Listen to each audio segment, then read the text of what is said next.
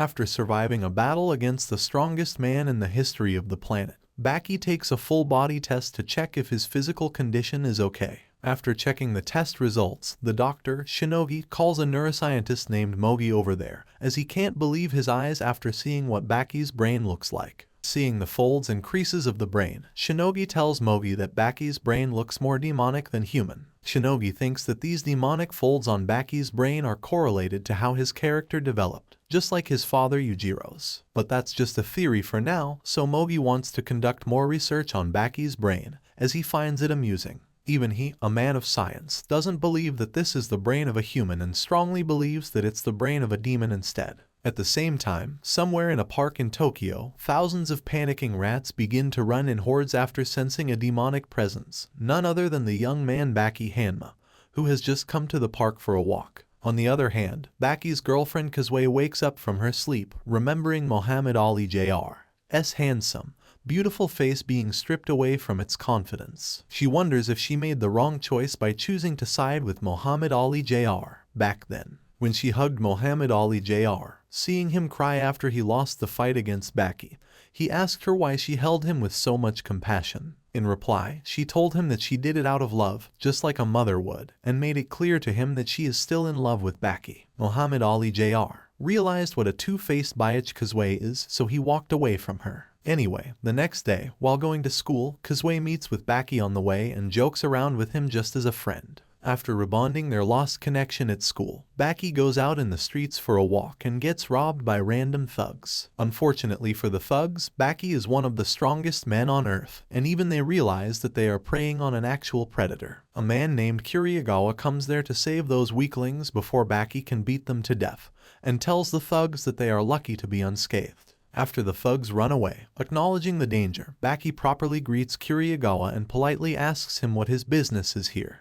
They go to a coffee shop, and there, Kiryagawa tells Baki that he has predicted that Baki and his father Yujiro's fight will happen very soon. Kiryagawa reminds Baki that he needs to avenge his mother and even kill Yujiro if that is what it takes. Baki remembers when he challenged Yujiro 5 years ago and was beaten brutally, so he is still unsure if he will be able to win against him now. But what Baki is more unsure of is if he should only hate Yujiro for killing his mother, as he believes there are other people who are also involved in his mother's death. Baki explains to Kiryagawa that the only reason he believes that is because his mother, Emi Ikusawa, was not a normal woman. She had married a rich man to secure comfort for herself, but when she met the strongest man in the world, Yujiro, she basically cheated her rich husband to be with Yujiro. Yujiro made things easy for her and killed her husband so that she could be with him. Yujiro realized how much Emi too loved watching blood and gore, so he married her to make sure that she became the mother of his child. Soon after Baki was born, Emi made sure to raise him to be an elite fighter. Of course, she did all of this only to gain the love of Yujiro, the ultimate alpha male. She didn't care about her son, who shared her blood, and only prepared him as a gift for Yujiro. On the other hand, Yujiro didn't care for Emi and only wanted his son to be strong enough so that he could fight someone without holding back. Yujiro even made it clear to Emi that she would be considered good for nothing if her son failed to please him. Failing to get Yujiro's love, Emi became mentally unstable and even beat up Baki for being a weakling. So, Baki trained to become worthy of her mother's love. But that was not good enough, and she died at the end because he was weak. That's why Baki doesn't blame Yujiro only for killing her mother but also for not being strong enough to protect her. Baki tells Kiryagawa that when Yujiro was hugging Emi to her death, she cried out of happiness as her deepest desires were fulfilled and she finally felt like a woman. Kiryagawa respects how weird of a woman Emi was but tells Baki to no longer make his life decisions for the sake of his mother. He thinks that Baki's life is as important as Emi's, so he tells Baki to stop trying to please his dead mother or his inhumane father. Instead, Baki should only think of himself and lead the life he truly wants. But Baki tells Kiryagawa that his true desire is to fight against his father. He explains that when he got punched by Yujiro, he heard the voice of an angel, and that made him realize how far he was from measuring up to him. When Yujiro was about to kill Baki, Emi stopped him and even punched him to make him stop. She challenged the strongest man on Earth to save Baki's life and sacrificed hers. That is why Baki feels the need to repay his mother's debts and wants to fulfill her wishes. To do so, Baki knows he needs to be the absolute strongest in the words and finally makes Kiryagawa understand why he needs to fight Yujiro. They both recollect the memories of the past, and right after Baki begins training for the fight against Yujiro,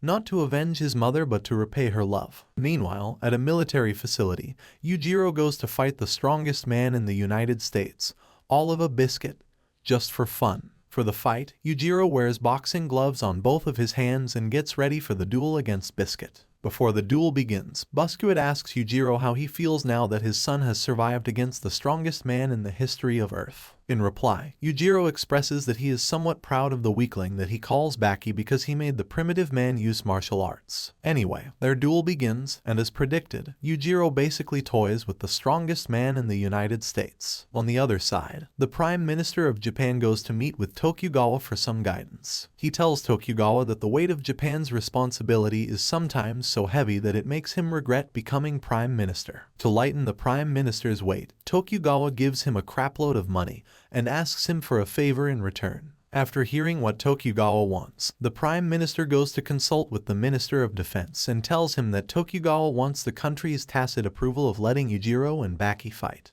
The Prime Minister seems to be unaware of Yujiro, so the Defense Minister educates him and tells him everything about Earth's strongest man. The Defense Minister tells him that even though Yujiro is the strongest only by brute strength, no armed forces would be enough to hold him down. Additionally, he tells the Prime Minister about the incident a few years ago when Yujiro assaulted the previous Prime Minister and even easily beat 100 fully equipped riot police. After that, the former Prime Minister placed a gag order on the incident to maintain public order because Yujiro's existence was enough to shake the country. The Prime Minister can't believe that Japan's military weapons, like missiles, won't be enough to take down an unarmed man. He even learns that the United States has formed a treaty of friendship with Yujiro because they are scared of him. So, the Prime Minister finally understands how dangerous Yujiro is and realizes that he is no less than a demon. The Prime Minister asks if it is possible to kill Yujiro with a sniper, but he learns that no one is stupid enough to make that mistake as Yujiro is the most powerful weapon in the world. So, Japan's best option is to make him an ally to make sure they can secure their win over any other country. One of the Prime Minister's assistants tells him that whether it is a minister, an artist, or a soldier, if any of them had been born with the brute strength of Yujiro, they would have used their strength to achieve their dreams. They all would have chosen the path to become Earth's most dangerous man,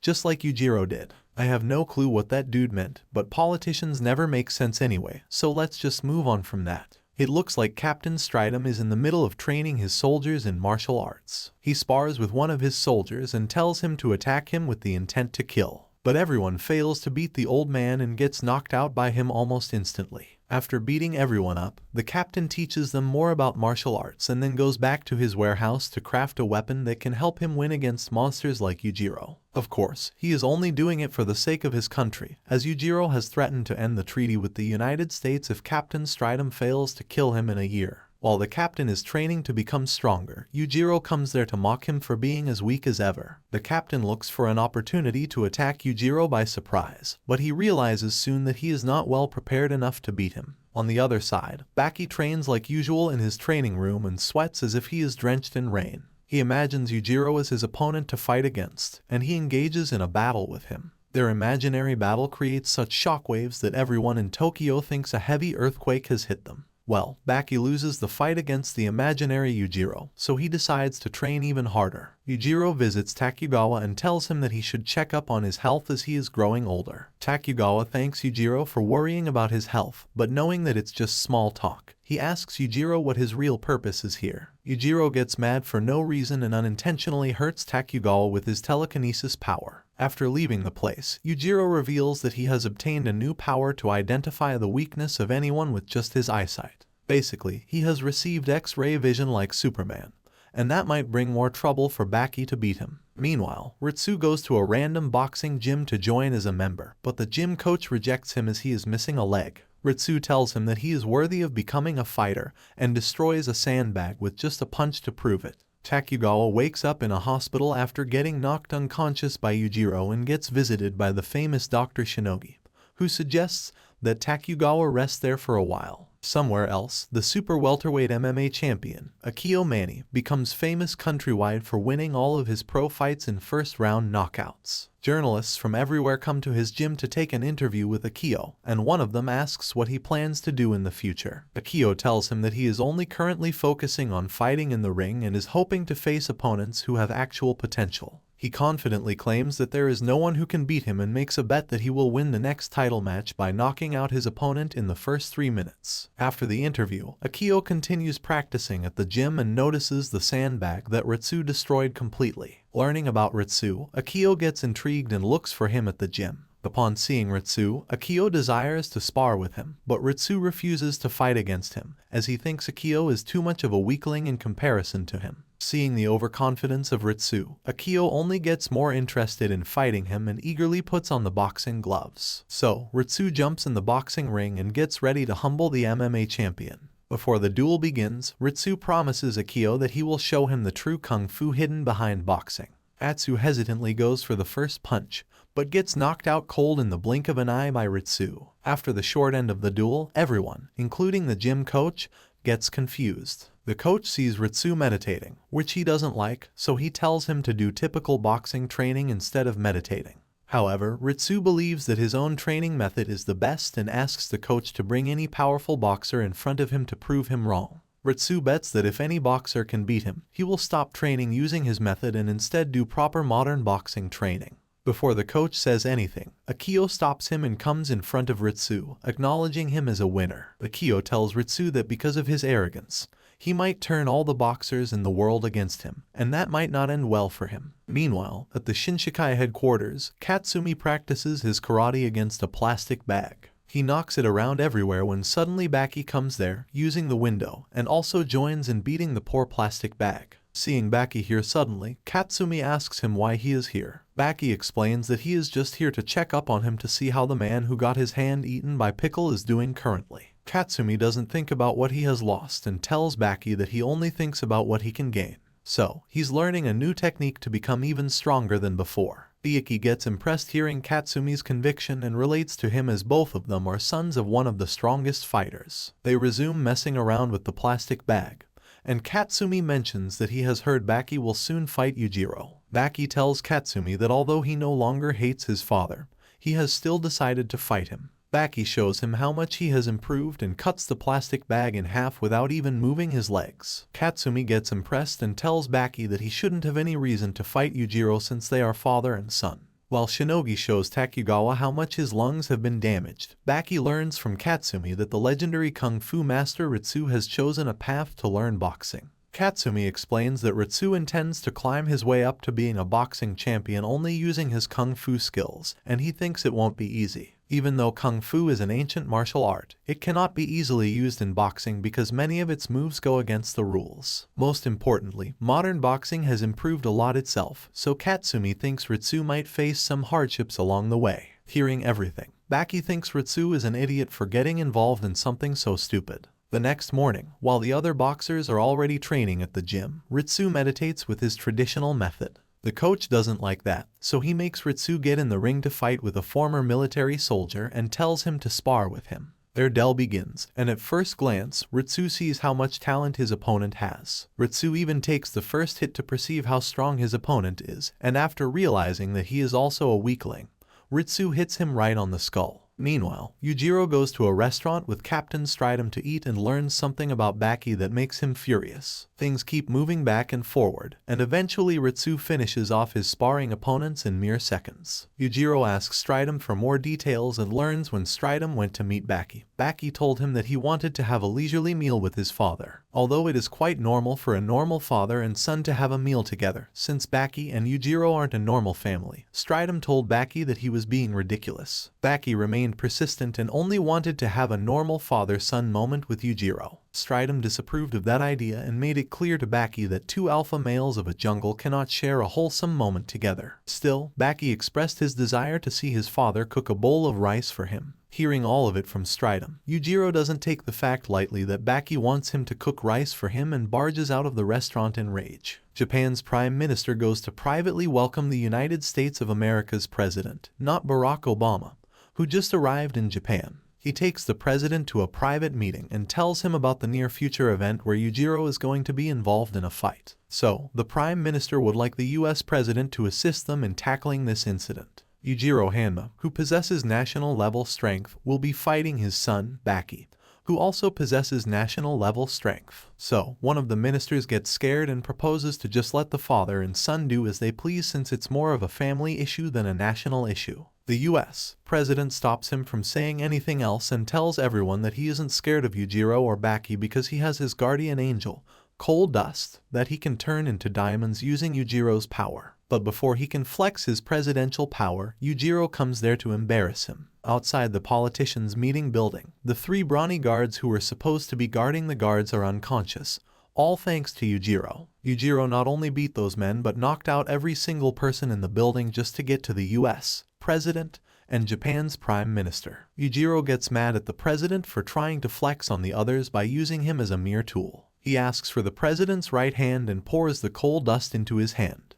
As the coal dust mimics the shape of a crucifix, Yujiro tells the president to repeat the oath that he took when he begged him to be the US's friend. In fear, the president repeats the speech that he made and also the part where he promised that he would never try to interfere in Yujiro's personal matters. Yujiro points that part out and asks Obama why he is sticking his nose into Yujiro's and his son's private matters after taking an oath not to. Obama explains to Baki that a conflict between him and his son is like a conflict between 2 nations. That is why the politicians are trying to tackle this situation. Yujiro smiles, realizing how pathetic the old leaders are, and before leaving, gives them a final warning not to mess with him or his family. At Japan's international airport, a world-renowned promoter named Kaiser lands on his plane to take up a fight. But he doesn't reveal who in Japan he wants to fight with. On the other side, Ritsu continues training at the gym and keeps meditating in the same position for the last 2 hours. So, the gym coach calls the chairman, hoping that he will be the one to fix Ritsu.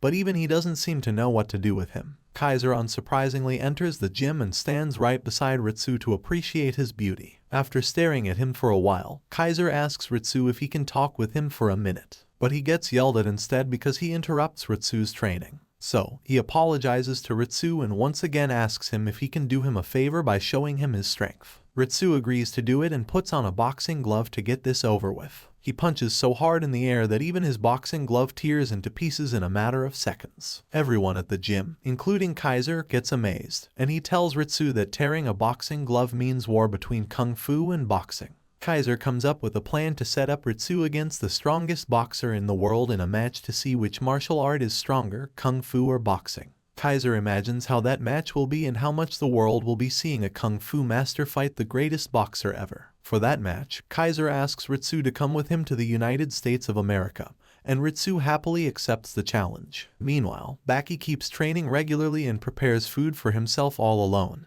While eating, Baki shows a glimpse of how much he has gone crazy for not having a family. He begins to talk with himself and acts as if Yujiro is sitting beside him, gossiping with him about food. While gossiping, Baki gets into an argument with his imaginary dad, and that ends up triggering a fight between them. But Baki himself gets bored of role-playing alone and decides to go to school for now. As he gets ready to go to school, Kezue comes to his house, suspecting Baki lives with someone, like every other girlfriend in the world. They walk together to school, and Baki acts as carefree as ever, even though he is quite depressed on the inside. After school, Baki resumes training his body, and while meditating, he sees a cockroach. Baki acknowledges a cockroach's adaptive ability, and wishes to be just like it so that he can survive in every condition. Baki mimics the characteristics of cockroaches and turns the insides of his body into a liquid texture, just like a cockroach. Thanks to that, he manages to increase his fighting speed by a mile, and succeeds in becoming even stronger than before. On the other hand, Kaiser takes Ritsu to the most celebrated city, Las Vegas,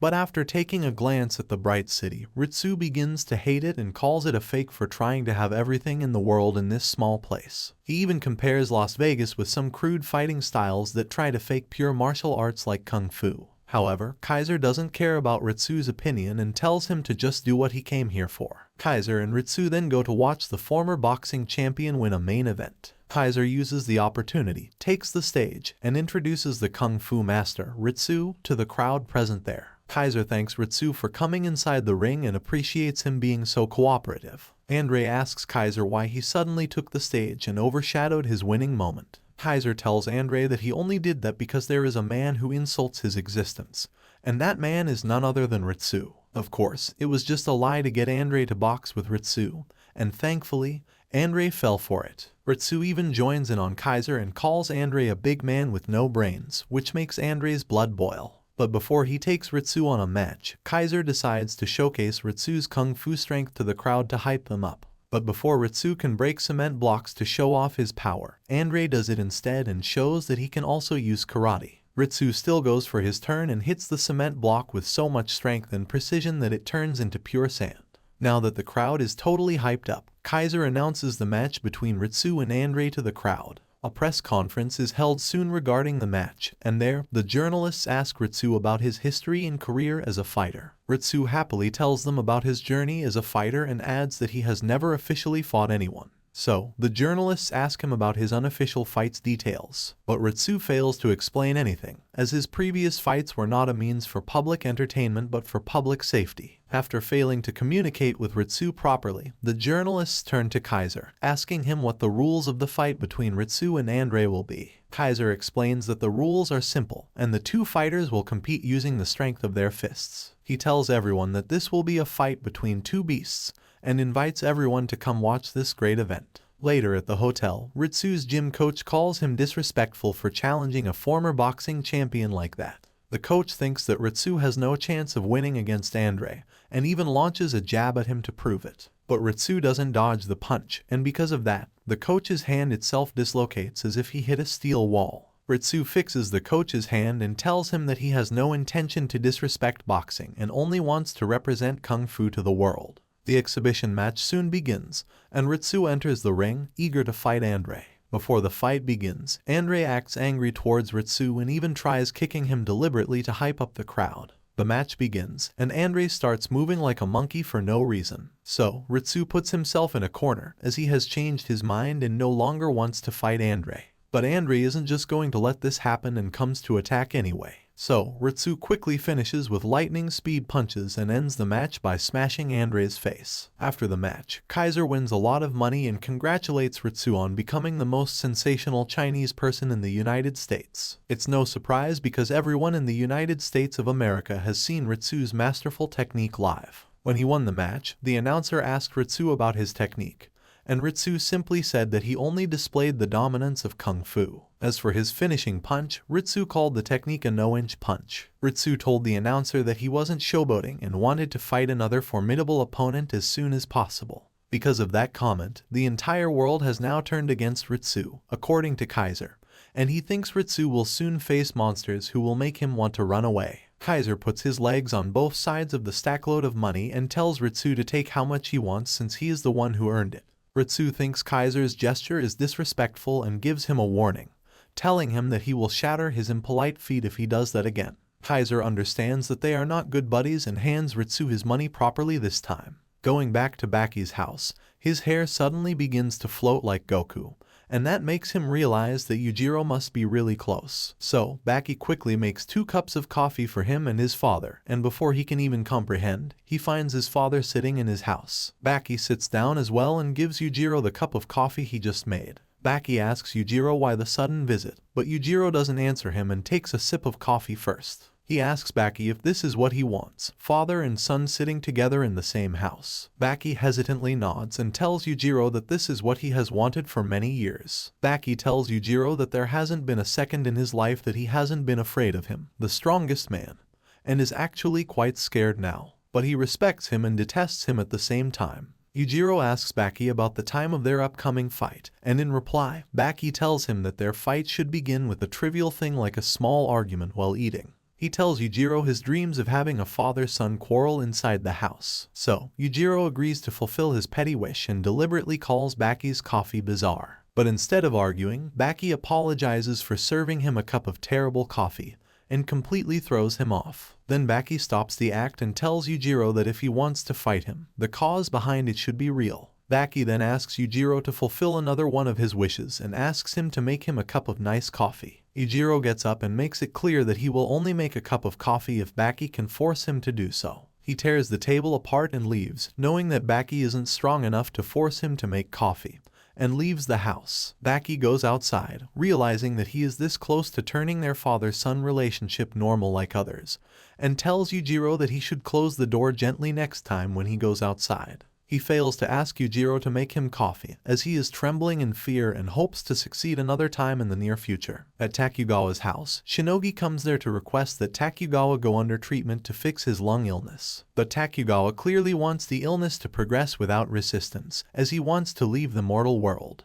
He lights up a cigarette like every other man who cares for nothing and tells Shinogi that only God will now decide what is going to happen to him from now on. Somewhere in the streets of Tokyo, another chainsmoker, Shiba, approaches Baki and tells him to fight him right here and now. Shiba apologizes to Baki for such a sudden request and tells him that he has no apparent reason for wanting to fight him. Baki accepts his challenge and immediately knocks him out. After getting beaten in the blink of an eye, Shiba reveals to us that Hanayama sent him to fight Baki for no reason at all. Shiba gets up quickly and tells Baki that he has turned out to be quite a strong young man.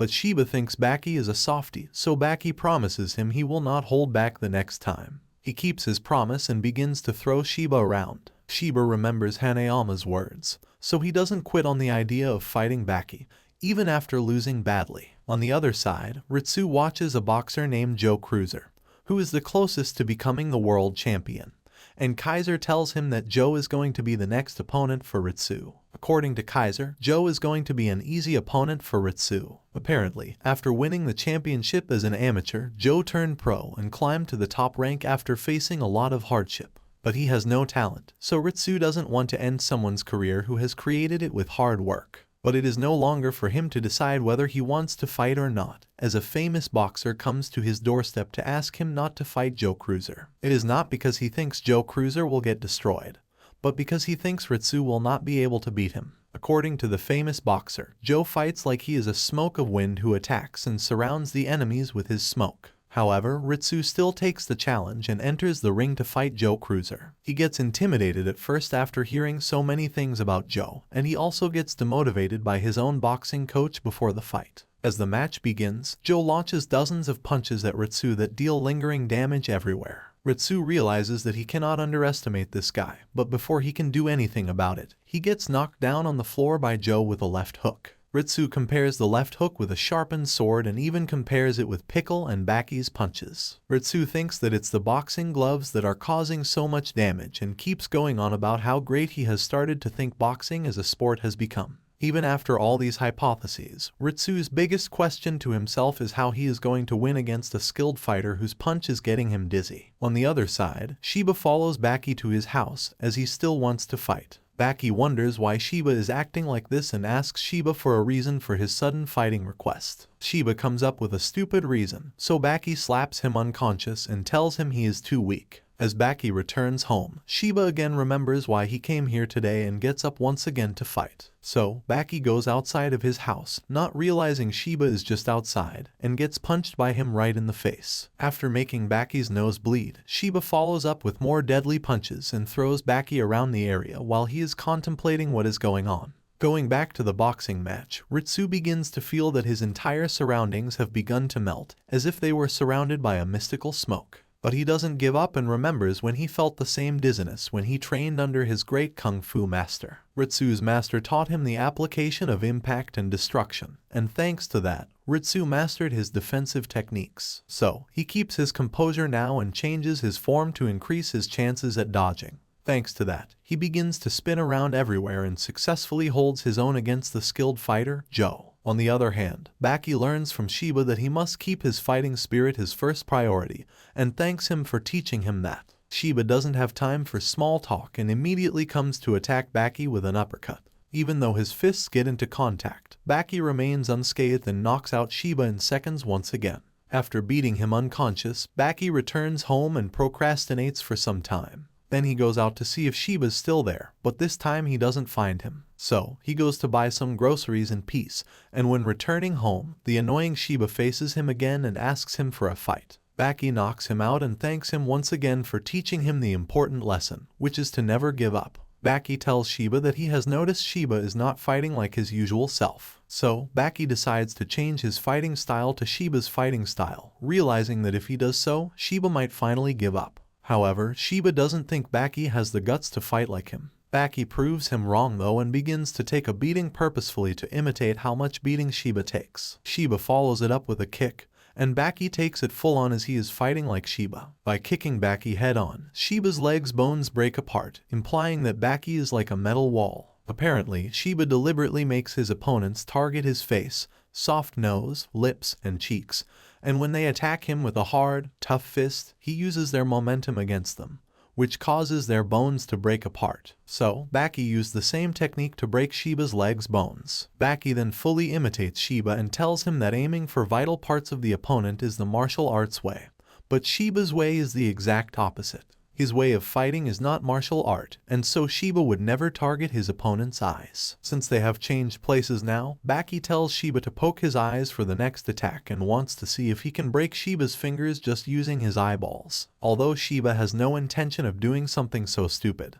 he knowingly puts out 2 of his fingers. So, Baki uses the opportunity and breaks Shiba's fingers using just his eyeballs at the speed of a bullet. On the other hand, Ritsu remembers training under his master once again. His master told him that since he is inexperienced, anything could happen to him and compared him to a fragile tofu. The master then told Ritsu that when he is struck by an enemy and his brain shakes, it cannot be stopped with half measures. The master's only tip to him was to wait 5 to 10 minutes to recover naturally. But since the opponent won't wait, the master told him that if he wants his brain to stop shaking, he also needs to shake with the same rhythm of the brain. So, now, Ritsu pays attention to his brain shaking and hits his head to cause something like a reverse flow control. The first round ends with Ritsu struggling to win, so he asks his boxing coach to give him some advice. But the coach doesn't know what to tell the kung fu master and only gives him advice to do his best. The next round begins, and Joe immediately kicks Ritsu's head to shake his brain again. But this time Ritsu evades Joe's attack and successfully uses his momentum to make Joe fall to his knees. Joe gets back on his feet again and gets more ready than ever to beat up Ritsu. But Ritsu is only about to get stronger than before and repeatedly lands jabs on Joe's face, making him struggle to stand still. Ritsu remembers learning to jump when fighting from one of his masters, so he uses one of those techniques that he learned from him, uses the ropes of the ring to jump, and hits Joe with an overhead punch. Joe gets up on his feet again and shows incredible perseverance by trying his best to knock out Ritsu. They fight par on par, so Ritsu is left with no other option but to use his signature kung fu move to beat Joe. After getting knocked out, Joe gets up again, telling Ritsu that he enjoyed this match very much. Joe calls Ritsu a true boxer, but Ritsu knows he actually cheated to win.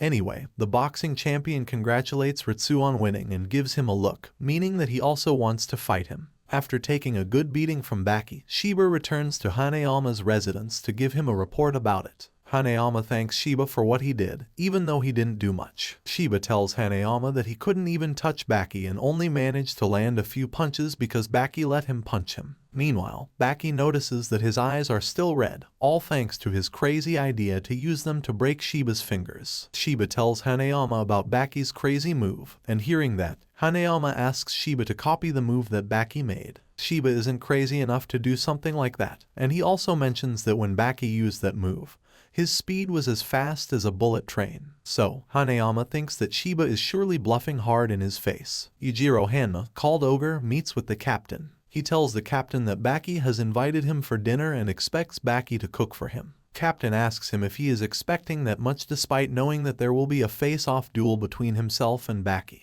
But he corrects Captain that it isn't a duel, neither is it a competition. Instead, it is just a customary fight between the father and the son, and it is nothing as serious as that. The captain sees how reluctant he is to that conversation, so he has Ogre if he is now getting soft. Before he finishes his question, Ogre cuts off his cigarette, and Captain realizes Ogre is as serious as usual, so he changes his question and says he knows Ogre is still as hard-hearted as he is. On the other hand, Baki goes shopping for dinner. He has several thoughts, especially about the duel, but regardless, he drives to the temple where he meets Mitsunari. He tells Mitsunari about his plans, and despite knowing that Baki can't stand any weight around Ogre, Mitsunari fully supports all the plans. He says that he would do anything to watch a duel between Baki and Ogre, and it would surely be the most enjoyable event. He even insists that it is a father and son event doesn't mean it should be boring. He goes to the length and says he would deploy all the military personnel in his hand to ensure that the fight occurs. However, Baki reminds him that no matter the amount of military personnel he deploys, they can't stop Ogre. He insists that he is the only one who can ably stop his father, and he is going to do that. He tells Mitsunari that all he seeks is for Mitsunari to stop every civilian from coming toward that area so they won't be injured in any way. Mitsunari promises to deploy the police to his house on the said day. Ogre also meets with a friend, and as they marry, he says he is in love. His friend asks him who he is in love with, and he says he is in love with Baki. He claims all he thinks about recently is Baki, and he hasn't been able to think about anything else. His friend accepts that possibility, and Ogre says he had been getting a strange dream that when he sees Baki, he will find it difficult to lay his hands on Baki. His friend worries if he thinks the dream will come true, but he reminds him it is just a dream that can't come true. Baki also meets with Shibukawa. He tells Shibukawa about the fight, and Shibukawa reminds him about who Ogre is. He says there was a time when every martial artist wanted to fight against Ogre, but now no martial artist wants to do that again because Ogre has become far stronger than any of them. He tells Baki to run away from the duel. He reminds him that no one would laugh at him for running away, as everyone knows Ogre isn't an easy person. Baki insists that it is not a competition that he wants to win, neither is it a war that he wants to achieve, and he can't engage in the fight because he thinks he will win or run away from the fight because he thinks he will lose. Baki returns home, and he prepares the meal. After preparing the meal, he wonders if Ogre will come, and to his shock, Ogre arrives. They sit to eat, and before taking the first bite, Ogre bows. Baki doesn't really know why Ogre is bowing, neither does he know who he is bowing to. He wonders if he is praying or appreciating the efforts that were kept into the food. As they continue eating, Baki talks about how he has been enjoying seaweed roots despite the fact that it is preserved. Ogre tells him that the preservation doesn't make it enjoyable, but it is fine the way he eats it because he is supposed to eat everything, whether natural or preserved, whether poisonous or healthy. Baki considers asking his father to wash the plates. He tells Ogre this, but Ogre doesn't respond. Ogre bows again after finishing the meal, and Baki takes the plate. He asks Ogre to wash the plate again, and Ogre moves towards him with his fists together. He assumes Ogre wants to fight him, but Ogre asks that they play rock, paper, scissors to know who will wash the plate. Baki wins, but Ogre uses his scissors hand to compress Baki's rock and tells him that sometimes scissors can cut a rock. Ogre leaves the house later but finds the police at the door. He confronts them and walks out. Before leaving, Ogre told Baki that Baki had been the one inviting him to dinners, so he wanted to invite Baki on a date the following day. Baki considers what he could wear, and he eventually wears a casual dress. When he gets to the hotel, he sees it's very classy but can't go back to change his clothes. The manager takes him to a private room, and he sees how luxurious the place is. Ogre arrives in a suit and asks why Baki is dressed that way, and Baki tells him it is because no one taught him how to dress. Ogre gets angry, but Baki continues and accuses him of not teaching him how to behave and that all he taught him was how to fight. Ogre doesn't fight it. They sit to eat, and they take their drink. Ogre asks Baki to take the dry cherry drink, after which they eat the foreign meal with a spoon.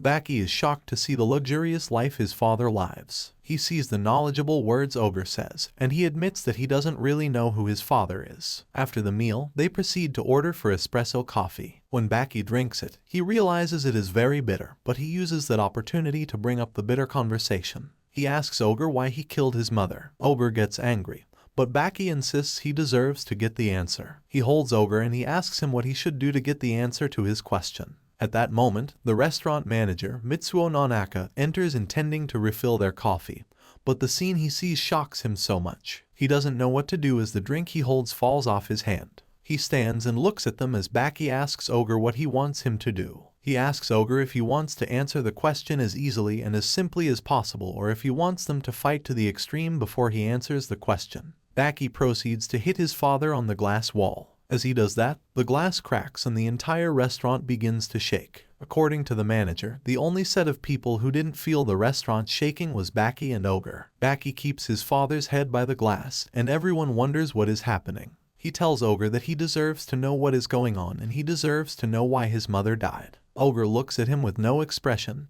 and he kicks Baki. He pushes Baki on the chair, and as the chair shakes and moves, Baki sets himself on the chair and approaches his father. Ogre calls him rude and tells him he will teach him a lesson. Ogre pushes him to the glass, and the glass breaks. Several police officers already occupy the ground floor as they all try to secure the ground. They wonder what is happening on the topmost floor, and fortunately, Baki holds the edge of the wall and stops himself from falling. He jumps back into the building and tries to fight Ogre again, but Ogre hits him and throws him through the glass again. The other part of the glass breaks, but Baki hangs on the wall. He realizes that his father isn't really fighting him because he has been avoiding all the vital parts of the body. Ogre tells Baki that he has been hearing that Baki doesn't acknowledge their duel like a real duel, and he claims it is just a father and son fight. He tells Baki that they are having a fight and Baki should take it as one. However, Baki figures that Ogre is only trying to punish him for what he has done. Ogre takes Baki's hand and says it isn't Baki's fault that he had dragged his clothes. He claims it is the fault of the hand, and he will punish the hand. As he is about to hit Baki's hand, Baki removes his hand, and Ogre hits himself. Ogre gets angry at Baki, reminding him he is not trained well. He pushes Baki through the wall, and the wall breaks. Baki finds himself at the other side of the restaurant, and all the guests wonder if Baki is fine or dead. Ogre enters the compartment through the door. He apologizes and tells them he only tries to train his badly trained son. Baki tries to fight back, but Ogre hits him again and pushes him towards the glass wall. He puts his hand all over Baki's face, and the guests wonder if Baki is still breathing well. He pushes Baki through the glass, and when the glass breaks, they both fall down from the rooftop. Everyone wonders if they will survive that great fall, but as they are about to land, Ogre tells Baki that he should prepare for the landing, and Ogre sets his feet for the fall. They fall on a car, and the car scatters into pieces. No one expects that they will be alive. Later, they inquire from an old sergeant, Akio Kamura, who has done several high falls, and asks if it is possible for a person to survive such a high fall. He tells them the person can land properly, and although it is a very rare circumstance, it is actually what happened in this case. Ogre stands up with his hand on Baki's face. He pushes Baki away, and Baki falls flat on the floor. He walks to Baki and tells him to stand up. He asks if Baki has fainted because of just a little fall. Baki smiles. He asks his father to at least give him his hand so he can help him up because he is quite tired. Ogre gives him his left hand to stand up, but Baki hits him with the other hand. Angrily, Ogre throws Baki into a nearby supermarket. He walks down and meets Baki while Baki is on the floor. He says he knows Baki doesn't want to learn, and he would teach him. After a minor fight between them, he says that he would use a technique that he only uses for women and children, which is the whip strike, which, although he cannot kill, hurts very well. He hits Baki on his back with his palm, and Baki screams in pain. The attack hurts Baki a lot, and he insists that he will have his revenge. He does the same whip strike on Ogre, expecting Ogre to scream the same way he had screamed, but Ogre holds up the pain. He releases all his muscles and flexes his body by clenching his hands together so he doesn't feel the pain. Baki is angry. Tokugawa enters joyfully with another officer. He calls out for Baki and tells him that he has evacuated all the civilians around the area, and Baki is free to fight Ogre anyhow he wishes, and no one would get injured. Ogre says that Tokugawa is so excited about the fight. Ogre hits Baki again and throws Baki to the wall. As Baki stands up, he plans to officially fight Ogre well, and Ogre also tells him he knows that Baki isn't using his full strength, and he says he wants to see all of Baki's strength. Baki realizes something. He feels his father could see that he had been joking all the while. He realizes his father can see his real strength, and he knows how good or bad he is. He decides he can no longer hide his ability from his father, and he has to do what is best and join the fight. Ogre also reminds him that the fight isn't just a father and son fight, and he has to take it as seriously as possible. As a result, Ogre begs Baki to show his real seal. Baki tells Ogre that he has to relax. Baki has spent several years of his life trying to find a new technique. He had dedicated himself to training so hard only for a sole purpose, which is to defeat his father. He tells his father that the technique is relaxing. He has to relax his body, his joints and muscles, and his powers, and bring everything to a liquid form. His body is seen becoming liquid immediately, and with the greatest speed anyone has ever seen in a battle. He brings out his toe, and he runs to hit Ogre. His speed is so fast that only a cockroach can run as fast as he is running. He runs with all of his ability, and even Ogre couldn't see him coming. The technique is called the cockroach tackle, and only the best of the best warriors have reached that level of greatness. He pushes Ogre to the glass, and when Ogre reaches the glass, Ogre tries to defend himself by holding onto his legs. But Baki pushes him away from there and pushes him into the wall. He hits him so much, and when Ogre is calm, he compliments Baki. He says that Baki had been stepping on glasses and stones barefooted, and there is no blood on his leg. He acknowledges that the technique he had just seen Baki use isn't one that is common, and he had seen several martial artists try to train to reach that liquidity level, but none of them have been able to reach it. He asks Baki who his teacher is and says his teacher has done so well. Baki feels the fight is going in his favor and he decides to continue.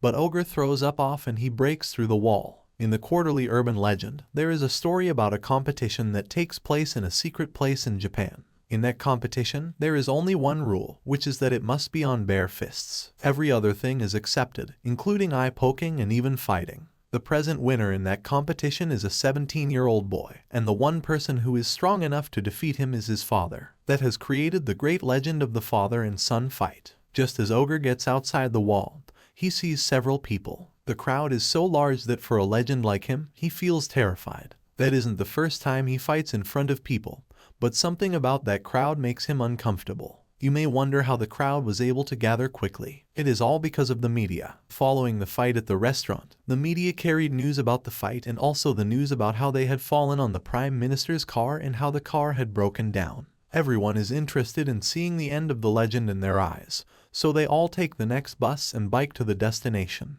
Baki also comes out, he sees the crowd, and they ask for Ogre. When Ogre jumps out, he tells Baki there is no reason why they should continue the fight, and they can pick it up another day.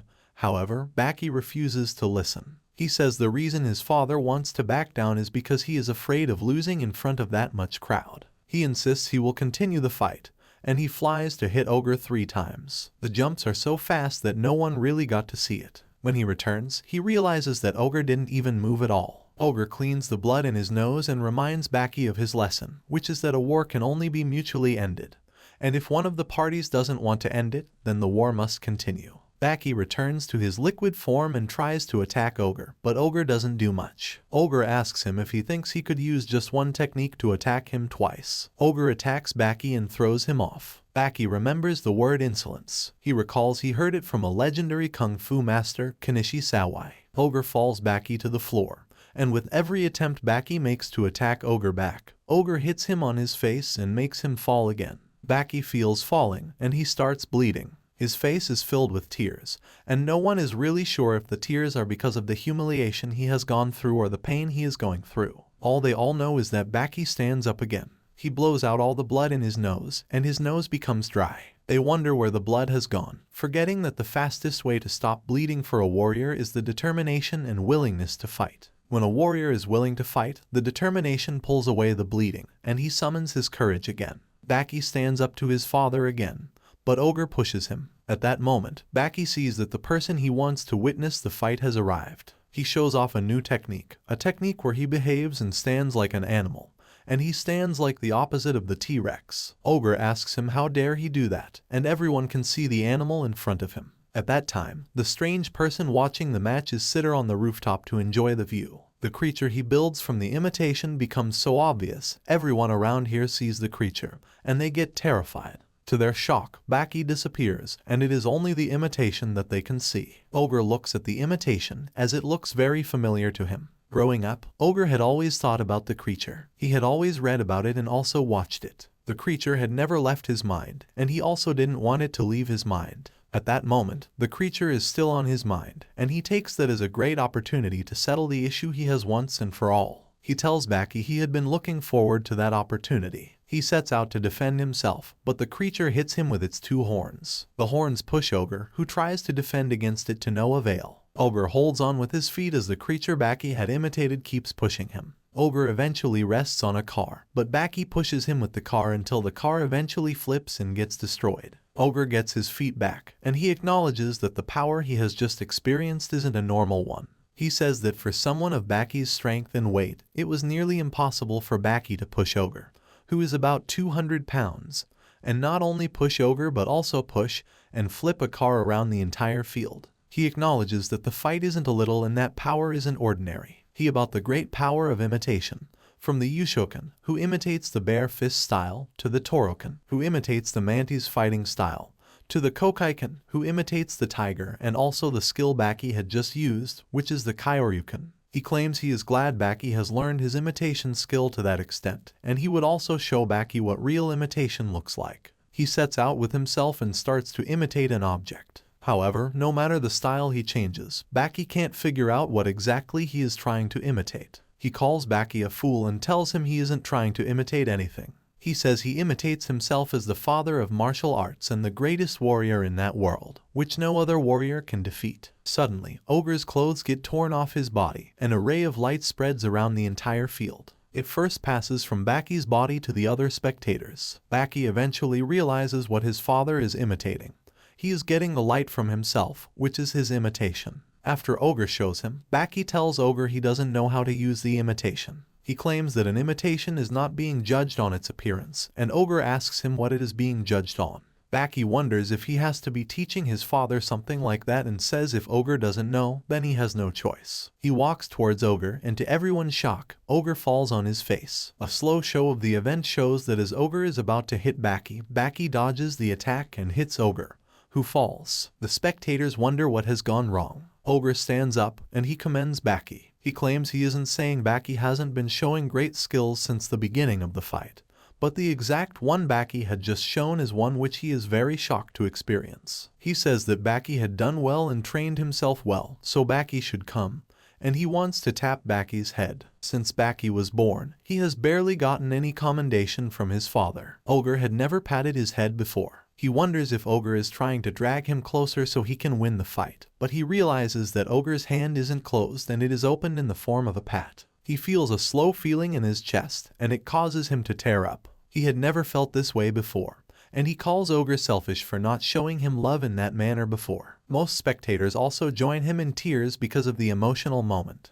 Not considering if Ogre is deceiving him, he decides to go for the patting, but he changes his mind in late minutes and dodges away. He reminds Ogre they are in an official fight. Ogre then drags him closer, squeezes him, and tells him he will show him the essence of strength. He says the essence of strength is being able to do whatever you want at any time you want it without considering if anyone else wants it. He forces Baki to get the patting and tells him that he can do anything he wants. He says the essence of real strength is the ability to command respect, and he throws Baki away. Baki gets weak. Ogre prepares to finish Baki up, but the man sitting by the rooftop confronts Ogre. The man, Pickle, tries to fight Ogre, but Baki stands up and hits him. His tooth falls off, and Baki tells him he isn't meant to interfere in the fight. Even if Pickle doesn't understand why, he knows it is a general knowledge of the forest that a person shouldn't interfere in a fight he isn't called into. He feels bad for what he has done, and he has also lost his indestructible tooth, so he goes to meet the spectators and sits down.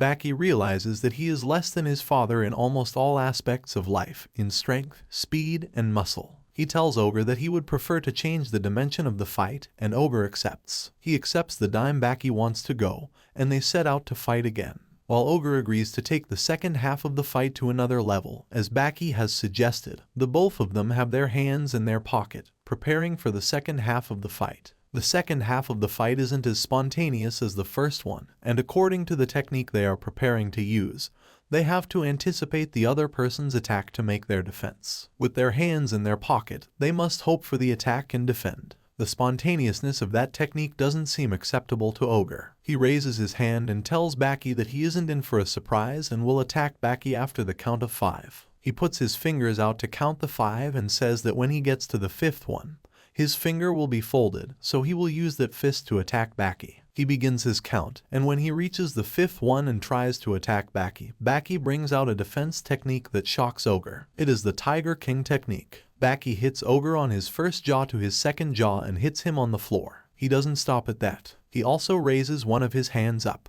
Everyone is in awe. Even Baki is proud of himself. He asks his father what he wants to say in that proud moment. He asks if Ogre wants to say that he is anticipating that technique and Baki tries, but Ogre doesn't give him what he wants. Ogre refuses to say a word, and he lays on the floor. Baki gets angry. His entire fight is to get a reaction from his father, and he isn't ready for such a silent reaction. Ogre eventually gives him an okay signal. He puts his hand up, and he punches the floor. He puts a very large hole into the floor, and when he removes his hand, it brings out a very strong light that throws Baki away from his body, and Ogre stands up. Baki knows it doesn't get easier. He tells his father that he is still ready to fight. He urinates on his body and tells his father that he is ready to cry, urinate, deceive, and even go, as well as trick his father into winning that fight. Ogre acknowledges that his Tiger King technique is quite nice, but he doesn't expect his son to be a coward enough to urinate on his body. Baki doesn't care about that. He says that he will do anything for him to win that fight. As Baki goes ahead to hit Ogre, Ogre tells him it is about time the game gets serious. He says he will help his son to bring out the dormant technique in his DNA, and he will change him into the greatness that he is. Ogre's body changes, his back changes into the real form of an Oni, and it shows several signs. On the other hand, some architects find themselves in an ancient building. In the building, they find a very weird figure. The figure has the back of an Oni, and he is surrounded by several ammunition. The head of the team, Professor Chris, tells his colleagues that it is as though the military team of the country is attacking the man, and there is little or no probability that he can win. However, with the way the picture is, it is as though he is well prepared. Ogre goes ahead to hit Baki. He hits him with a car and the car crumbles. He keeps hitting him, and the people wonder if he is actually ready to kill his son. It is at that moment, although quite late, that Baki realizes he isn't going through a normal fight and he is in ultra-violence. He meets Ogre and says he would like them to stop the fight. He acknowledges that Ogre has great skills and that no one can defeat him, and considering whether or not they stop that fight is based on Ogre only. Ogre sees a figure that distracts him. He calls the person Dad, and when Baki turns, Ogre tells him it is his grandfather, Yujiro Hanma. Ogre greets his father, and Yujiro tells Baki that he can defeat Ogre if only he feels it in his mind that he can do so. Tokugawa realizes that Baki could see Yujiro. He tells his partner who Yujiro is and says he is the first person that can be said to defeat America. He tries to explain how Yujiro defeated America. It was at Okinawa during World War II on April 1, 1945, a war that went long for about 6 months until it eventually ended on the 7th of September in Kadena, where they all signed a mutual concession agreement that lasted till date. In that city was a very small island. It was just the shape of a circumference. The US Army waged an attack on the small islands with several pieces of ammunition that could destroy a large city. When he was asked if that ammunition was to destroy Japan, he said no, the ammunition had just one use, and it was to destroy a person on the island. There were bombs and guns from the water to the aerial shoots, and after the attack, the US Army sent some men to find the corpse of the man they intended to kill, Yujiro. In a mission that seemed like a joke at first, their vacation quickly ends when they see Yujiro coming with the head of one of the shooters. They return home after a failed mission, and their commander, James, feels embarrassed. He plans to use ammunition that has barely been used in years. It was a nuclear weapon, however. Before he does that, the war ends. On a fateful night, the soldier on the US Marine ship sees something that changes his life. He sees Yujiro throw James' body on the ship, and James' body enters deep inside the ship. The other soldiers come out to the rare scene, and as they watch the body, they all see Yujiro. That day, Yujiro performs a very great technique called dress, and all the soldiers run into the water to escape, but they find it difficult to escape. After Yujiro leaves, Ogre tells Baki that he has just remembered his father's best technique, the dress technique. He tells Baki that he will show him his father's best technique, which was used to destroy all of the American Marine Corps. He says it is called dress in the American English language, but it is called the nunchucks in their language, meaning if it is being translated well, it should be translated into attire instead of dress. Irrespective of that, he was inspired to teach Baki that technique. He says he and his father were direct opposites of each other. They were polar opposites in everything they did in life, from dress to strength, attitude, and behavior. Despite that, there is something in his father that he can't deny was very awesome, which is the dress technique. Baki tries to attack him, but he holds Baki by his legs. He begins to swing Baki around.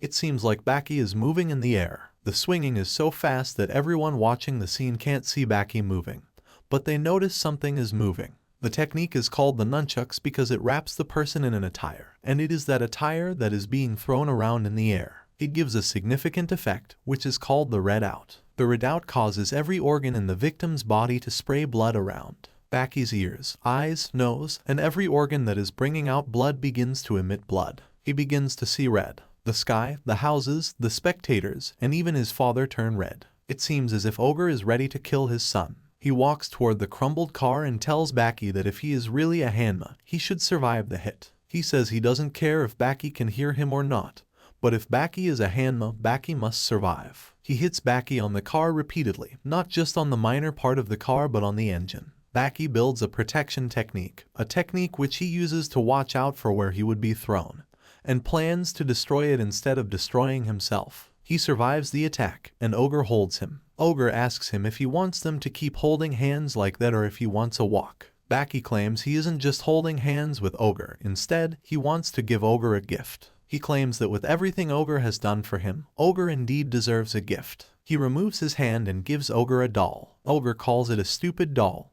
but Baki claims it is a samurai. Ogre wonders when Baki had built the samurai, and Baki tells him it was when Ogre was throwing him in the car. He had been taking some of the instruments in the engine, and he built it. Ogre realizes that Baki wasn't getting any injury from the hit. However, Baki tells Ogre he has more gifts, so he switches and hits Ogre. He hits Ogre so much that Ogre has fun with the attack. Ogre admits that he had reached the pinnacle of life and he was already getting bored. It was just like 5 prisoners who came to him because they wanted to feel the pain of losing. As for him, no one wanted to fight him again. He had lost the excitement of war because of his great strength. When a person gets to a level, he gets great strength that he would get power, fame, money, and prestige. In search of fights that would take him out of that boredom, he had traveled out of Japan. He had gone across the earth and to the north. He had fought martial artists and the world's strongest men. He had fought beasts and the strongest animals. He had fought countries and even their armies, but he had never reached that level of excitement. He never knew that what he had been looking for around the world was in his home.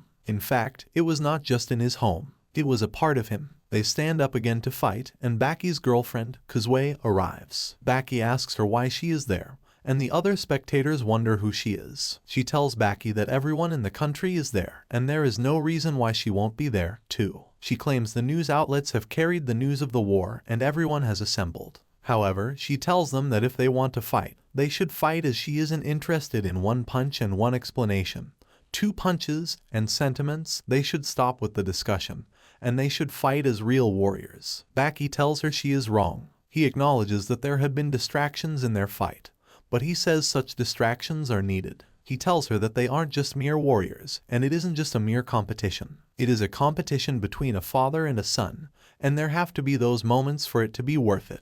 He says the techniques he had used that day were techniques that he could only use against his father because he knew that they were deadly ones, and if he used them against any other person, they would die. So also his father, the techniques he had applied are ones that can be applied to only him. They continue the fight, and Ogre throws Baki off the field. Ogre walks to Kuzue and tells her she has done well. She asks him if he thinks she hasn't given him the son he wanted, but Ogre says she has no fault and asks her to leave. She refuses to leave, and they continue their fight. Baki jumps on Ogre's neck to attack him, but he fails and he just sits on Ogre's neck. He sees that opportunity as a rare one. He had never had the opportunity to see his father's head that close by. Ogre carries him to the front and asks him if he is ready for the final battle. Ogre pushes Baki off and gets set to hit him. He hits Baki by his cheek, and blood begins to flow out of Baki's ears. He recalls that was the same thing he did to his wife. On the ancient floor, Professor Chris and his students see another drawing on the wall. This time, it is the drawing of a man,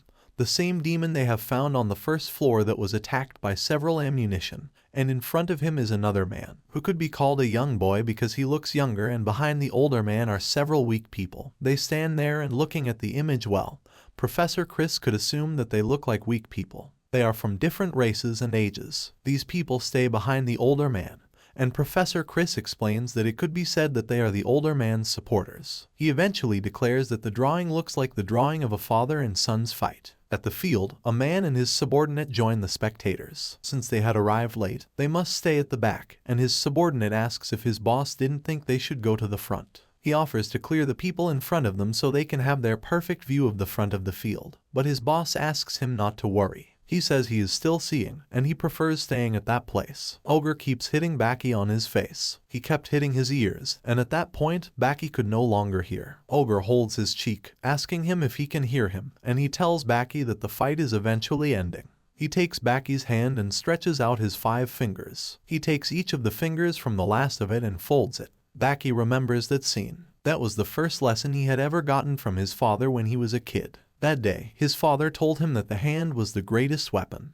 The fist is so powerful that it could be changed into anything. That day, he folds Baki's fingers into a fist and teaches Baki how to throw a punch. He tells Baki that in a fist fight, a person doesn't think about how to defend himself. Instead, all he thinks about is how to attack and fight his enemies. Hence, in a fist fight, the most important factor is how hard your attack is and how swift your landing is. To finish the fight, they begin a fist fight. They both throw the first punch at each other. The punch made the greatest and highest noise since the fight had started. It was heavy and heavenly, after which they throw several other punches at each other. Everyone watches as it shows a great fire scene. Baki doesn't see the punches as a normal one. He sees it as an opportunity to get closer to his father. All those hits he keeps giving his father seem to him like he is hugging his father. Ogre also stops reacting to the punch. He stands with his hands spread out as he accepts all of his son's punches, although it doesn't give him any reaction. Baki enjoys the greatest contact he would have with his father, and he keeps throwing the punches. Eventually, Ogre carries Baki. He squeezes Baki inside his hands, and Baki can see his rib breaking. He feels several ribs break, and he knows it is barely possible for him to win the fight. At this time, several news outlets have brought their equipment to the field. They have set the scene, and they are covering the entire fight for the people watching it in their houses. After Ogre squeezes Baki, he throws Baki on the floor. An older man comes out and sees it's Ogre fighting. He bows down and prays to Ogre, and he says the people there are foreigners and they don't know the importance of Ogre. He narrates that in the period, the Americans were maltreating the weak people. Ogre stood in front of them, and in front of him were the soldiers. He fought each of them and broke their weapons until he found his way to the president and fought for his people, which is why he is named Ogre. Immediately, Ogre throws Baki down. Almost every part of Baki's body fractures, and Ogre declares the fight has ended. As Ogre walks away, he gets a hit. He turns and sees that although Baki is still on the floor, Baki's fighting spirit refuses to die,